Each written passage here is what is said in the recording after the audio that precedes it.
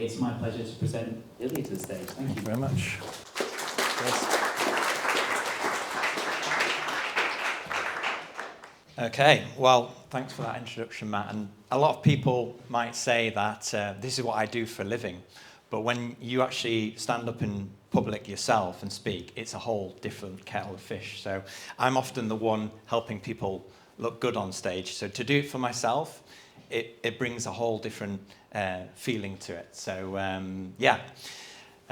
So I wanted to open with this. Have you ever felt in your life at some point that you're living for somebody else, or that you are not quite living the life that you thought you would be? Maybe you've chosen comfort over doing something that is your passion. Maybe you've chosen security over doing something for yourself. I would ask you, and everyone in this room, how many of you have felt that before, where you've done something that somebody's encouraged you, but they've kind of pushed you down a direction in your life? Just a show of hands, how many people have felt that they're living somebody else's life at some point? Yeah, look around you. You're not alone. You're not alone. And we're told to trust the system, right? We're told to trust the system. And it takes me back to the classic Matrix film, when Neo wakes up for the first time from the Matrix, and he says, Morpheus says to him, "Welcome to the real world." And very much when we're at school, we're told, study hard, get a good job. We're told to get good grades and go to university. And we're told to choose something safe, something secure, something that is a good profession. And often we're told to follow other people's expectations. And that might be people who we learn from, teachers, friends, family, parents. And when I was younger, I had 3 choices in school. And they were, you can be a doctor, lawyer, or an accountant. And trust me, I didn't want to be any of those things. I actually have a fear of health. So being a doctor would have been a disaster for me, because I would have literally passed out on seeing organs and blood. So that wouldn't have been a good career for me. But because of influence and what people told me to do, I ended up going down a path, like many of us do, through education that I wasn't really too comfortable with. And again, I ask you, does this sound familiar? Have you ever had a teacher or somebody tell you you can't do something? Or maybe you wanted to do something for yourself, a project, or follow a certain subject at school, and somebody said, no, there's no money in that, following art or being a musician. Does that sound familiar? And the way I like to think of it is 2 sides of the brain, right? So on the left-hand side, you've got the conformity side, where you've got duty versus desire, and you've got conform versus create. And everyone in this room has that desire to create something inside. We're all creatives, right? And the security of having something that is safe and pays the bills and a job for life, versus doing something from the soul, something that speaks to you deep, deep down inside. And then practicality versus passion. You know, again, art's always looked at the starving artist, right? It's not as practical as maybe working for a bank where you can make lots of money. And it takes me back to this idea, and I'm a big fan of John Candy. And there's a scene in Uncle Buck where he goes to see his niece's vice principal. And in the film, she's a veteran educator of 40 plus years, and she tells him that his niece is not studying hard enough, and she wants to put students and people into boxes. And I think as creatives, many of us are deep thinkers. Many creatives I've met in my career have been neurodiverse and deeply sensitive. And I just don't think that creatives fit that traditional box that education tries to place us in. And he says, I don't want to know a 6-year-old who isn't a silly heart or a dreamer. And I sure as hell don't want to know one who takes their student career seriously. And I think when I was at school, the teachers used to say, Ilya has a really vivid imagination, and he needs to do a little bit more dreaming and a little bit more writing and actually apply himself. And I was a fairly good student, but just some subjects that I ended up doing through expectations, I just didn't enjoy. That's not what I wanted to be doing. And it takes me back to university. I actually ended up studying accountancy. Can you believe that? At Hull University. So that was my degree there. And I didn't want to be an accountant. I struggle with maths. I'm terrible with figures, even though I run a business. I've always found maths very difficult. And needless to say, I didn't enjoy it. But it was at university that I discovered a book by a chap called Gar Reynolds. And Gar is a presentation specialist. But what he was before that, he was actually a salaryman in Japan. And he was working at all these different companies. And he noticed that in Japan, they were struggling with communication, especially when it comes to PowerPoint presentations. And he wrote this book about Japanese Zen and simplicity and combining it with presentation design and from all the stuff that he learned from corporate America as well. And when I read this book, it kind of changed things for me. And I discovered this book because I was sat in a lecture theatre. And in the lecture theatre, one of my lecturers was doing an accountancy presentation. And picture this, slides with dark navy background and then luminous yellow text. And unless you have 20/20 vision right, you're not going to be able to see those slides. And that's when I thought, there must be a better way to do this. And that's when I discovered Gar's book. But here's the thing. Even though I read his book and it had a profound impact on me, it wasn't until a good number of years later that I would actually follow this path and get into presentation design. And I don't know if you've seen the famous Mike Judge film Office Space, but there's a scene where Peter is kind of stuck in a cubicle and he's thinking about his life, he hates his job, doesn't want to go into work anymore. And the boss, Lindbergh, comes up to him and he goes, yeah, if you could just file that TPS report, and the guy does not care about TPS reports, but that's not the thing. The boss and how he's feeling, this anxiety, waking up every day, going to this job, that was the catalyst for him to change his life and to stop caring so much about the corporation that he was working at. And there is a famous English novelist called Hugh Walpole, and Walpole said, don't aim for playing it safe. It's the most dangerous thing to do in the world. And as creators, we take a lot of risks with our work, putting it out there, sharing it with the world. And sometimes we have to do that. We have to push past the fear and stop playing it so safe. And I went into a career which I thought would be safe for me, doing digital marketing. That's what I was good at. And one of my good friends is in the audience who, in school, we used to play in the chemistry labs, and we used to design our own websites and build different websites and make stick animations in Macromedia Flash, if you can believe it or not. And that kind of learning and experience there led me to go into digital marketing. But even though it was a career, I didn't really enjoy it. And that's when I had a bit of an awakening, because after 3 years of working for other people, I also got bullied a lot in school and then in high school and then during my adult life. And it had a profound impact on me. I was broken after my third job. I was absolutely broken. And I felt that I was living somebody else's life, and this wasn't for me. And I remember the first day that was in my first job, and there was all these promises, you know, people said, go get a good job, go get a career after university. And I spaced out for about 10 minutes. I nearly broke down into tears because I thought, is this it? Is this what I worked so hard for, to do this? And it was at that moment I just knew something had to change, but I didn't have the confidence to change it. So when I left my last job, sort of towards the back end of 2010, I ended up starting my own business, doing digital marketing, because that's what I thought I should be doing.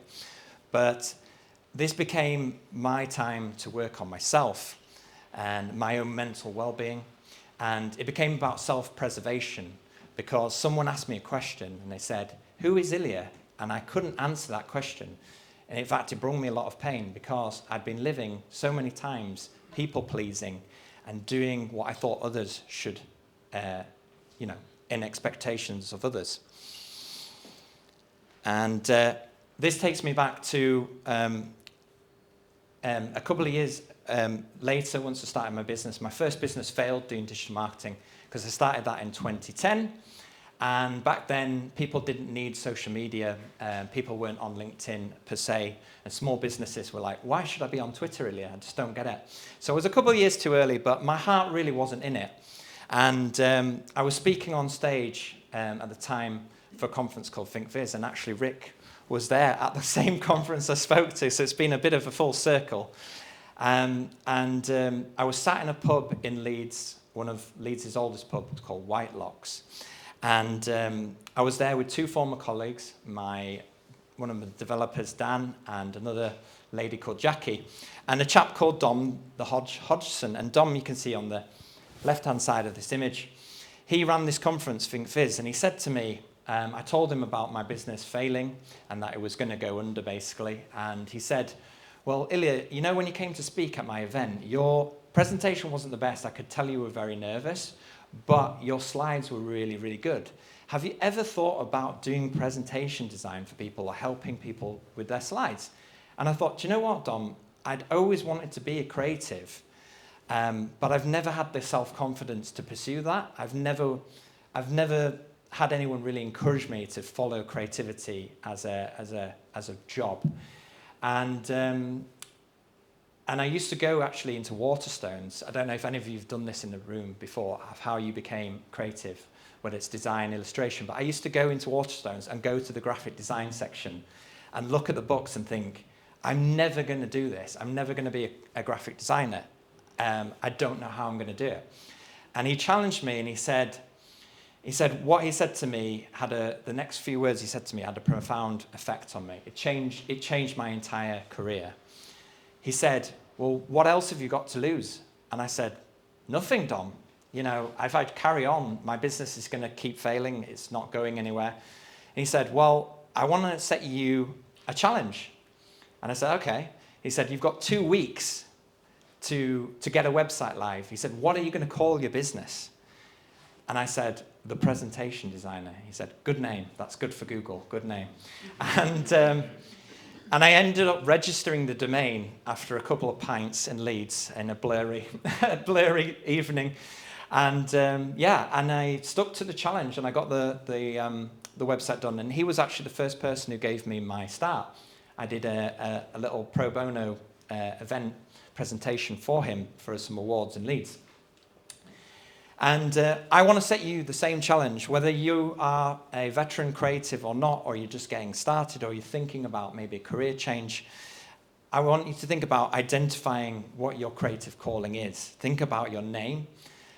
Find your one believer, somebody who can be your true champion and give you that accountability you need, whether that's starting a project that you've put off for months or weeks that you really want to do. Maybe it's a side project. And then take a 2-week challenge. Maybe it's picking up a camera for the first time again and doing some photography. Maybe you want to get back into drawing. Pick up that pencil. And I want you to start this 2-week challenge from today. And if you want a cheerleader, just come find me afterwards and I will keep you accountable. So if you'd asked me back in 2012 that I would be working with a best-selling author in Daniel Priestley, who's been on Diary of the CEO a few times recently, I would have laughed in your face. I would have said, it's not possible. I'm not that type of person, and it's just not going to happen for me. And when I started doing presentation design back in 2012, I used to feel like a fraud, really, because people paid me, and they didn't pay me a lot. I was charging only a couple £100 per slide deck, but I never saw myself as like a creative as such. I used to look at other designers' work and think, oh my God, they're so talented. I'll never be as good as them. But your creative journey is a long one, and you grow over time, and you're not going to be like the best straight away. You have to give yourself time to develop. And I've been in business now for 15 years, so similar length to Matt, and been doing presentation design professionally for 13 and a half years. And some days you wake up and you just think to yourself, why am I doing this? Why am I doing this? Because in any journey, there's peaks and troughs. You have good years, you have bad years, you have great days, you have great weeks, you have a massive client win, then you have the usual crickets. And you need to find your inner resolve to keep going. And for me, it comes back to one of my favorite animes, Bleach, and a character in it called Ichigo Kurosaki, who's a substitute soul reaver. And he's fighting unsurmountable odds.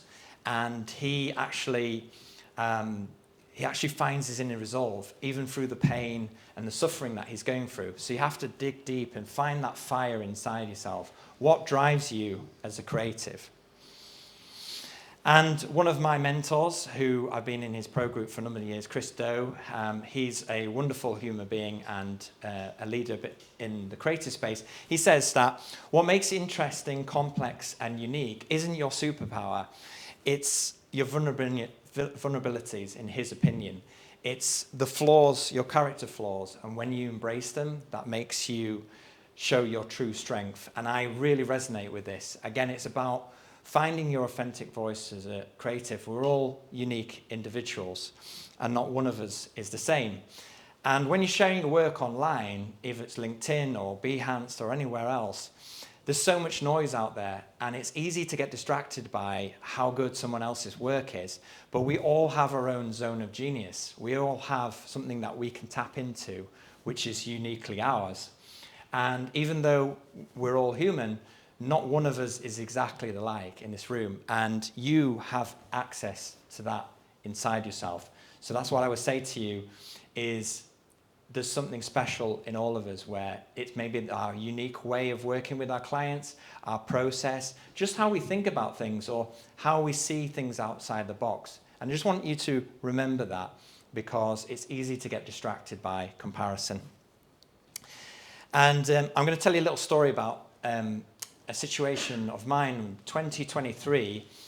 One of my dear clients and friends, Fanny Dunnigan, said to me, Ilya, I'm going to be in Amsterdam very shortly. It was very short notice, and I'm a true blood Capricorn, so I like to have everything planned to the letter, and when I'm traveling, I don't really like to wing it because I like to have an itinerary, and I like to know where I'm going and have hotels booked.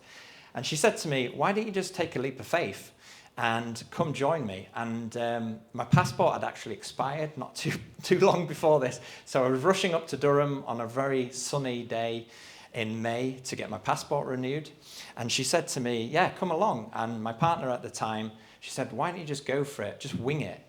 And I did. I just booked the train and I had my first Airbnb booked, which went completely wrong, to give me a good start to my holiday. But I basically winged a journey all around from Holland to Belgium, just doing things on the fly. That's very much not me, but it was about feeling the fear and doing it anyway. And I guess that is what we all have to do when we share our work and put ourselves out there as creative. It's fear the fear and do it everywhere. So I challenge you to take a leap of faith. And everyone in this room, I'm pretty sure, being a creative, you've got these three things that are running in your mind often: doubt, fear, and imposter syndrome. And I'm taken back to Peter Sellers from Pink Panther. And Pink Panther, he was Detective Clouseau, and he was the basically failed detective, but his heart was true, and he always got the job done, even though he fumbled through it. But he never thought of himself as an imposter. He always tried to do his best. And now it's your turn. I've shared my story tonight about some of my fears and vulnerabilities as a creative, but I ask you to think about your own journey as a creative and where you've come from and what you've been doing with your work and how you got there. And I want you to note down like three things which might help you to connect back into that kind of childlike state. What did you love creating as a child or as a kid? For me, I loved drawing Sonic the Comic. That was my first creative vice. I used to obsess about drawing the different comics. And I'd also ask you to ask other people that you're close to, family, friends, maybe a colleague, somebody that you know, what do people say that you're naturally good at? Remind yourself what your skills are and write those down. And 3, if money wasn't an object, what would you do tomorrow? What creative project would you start? What collaboration would you make with somebody if money was an object? Obviously, we've all got bills to pay, but sometimes that can really restrict our creativity. And just to give you an idea, if any of you haven't, you know, maybe you're working professionally, maybe not, maybe you'd love to do something with design or creativity, and it's never too late to start. There's a famous French painter called Henri Rousseau, and he started at 49 as a toll booth collector, and he quit his job to become an artist. And during his lifetime, we've heard this story many times before, that he was ridiculed, and it's not uncommon, maybe more back then, but he was ridiculed by critics, but he didn't stop creating. And after he was recognized as a self-taught genius, and this was one of his famous paintings. Just imagine if he'd never started or he stopped painting just because somebody said something negative to him. And in my own journey, I don't just do presentation design, I also love doing photography. And I was pretty late to photography, but I did pick up a camera when I was young and I enjoyed it. But again, I never really thought like photography is something I would pursue until my early 20s, when I went on a little trip around Europe with a little pocket camera. And this is some of my work from York, doing some street photography. And I had to suck to begin with. I didn't know about leading lines. I didn't know about rule of thirds. And it took me practice and patience to get good. And again, it's a long journey. You don't just become good overnight. Again, we all have to practice and understand that it's a long journey becoming a creative. And if I'd never shared my work, in the first place, I wouldn't have had access to Unsplash, and I shared some of my photography on there, which ended up getting over 48 million views and has had nearly 500,000 downloads, if you can believe it or not. And I've even been featured on BuzzFeed and on the UN. And one journalist called me up one afternoon and said, I'm contacting you on behalf of a Swedish newspaper because the Swedish Conservative Party of Sweden is using your image for about some rural law that they're bringing into effect. And we just wondered if this is your image and is it from the UK. They were very surprised why they would choose a UK image. But had I never started, I wouldn't have had people email me or use my photography and poetry or paint my work. And it's been truly amazing. And for me, this is my legacy. When I'm not here anymore, I hope that my photography will live on without me. And there's never a perfect time, of course. There's never a perfect time to start a side project, new creative pursuit. And there's always bills to pay. We've all got mortgages or bills and things that we need to do. And obviously that puts pressure on. But if our creative project is deep inside us, it's a shame to keep those talents and unique perspectives locked away. And today, someone is starting their creative dream. They're collaborating with somebody to do a film. Maybe they're picking up a pencil for the first time. And you can do that too. And the last thing I wanted to say is, if you're just starting out as a creative, maybe you're a junior designer or you're doing your portfolio for the first time, forget about picking a niche. A lot of people say pick a niche, but it can actually be very stifling, and it can also pigeonhole you into something that you don't want to do to begin with. For me, when I started, I was very much a generalist, and I did pretty much every presentation design you can get going, from pitch decks to sales decks for pharmaceuticals to oil and gas companies. And only through 10 years of experience was I able to hone down into who I really want to help. And now I help presenters speak on stage, and thought leaders and best-selling authors share their talks on different stages all around the world. And I could only understand that once I truly got to understand myself and learn what I was good at and what I enjoyed as a creative. And you can also refine that later. Once you know what you love, I'd say dabble and enjoy different things, and then you can always tap into that later on. So I will leave you with the same question that Dom asked me all those years ago. If you're thinking about starting your next side project or becoming a creative for the first time or having a career change, what have you got to lose? What have you got to lose, right? If you started tomorrow, if you picked up the camera again, you don't know. You might be able to change the world, impact somebody, you just don't know. So that's been me. Thank you very much for listening. My name is Ilya. My company is called The Presentation Designer. If you want to come have a chat with me afterwards and have a chat about anything creative, I'd love to talk to you. And if you want to connect with me on LinkedIn, you can scan the QR code now. And I'm also Ilya Presents on Unsplash and on YouTube. And I'd love to talk to you afterwards. So thank you very much for listening to me. And thank you for Matt and Process Events for having me today. Thank you very much.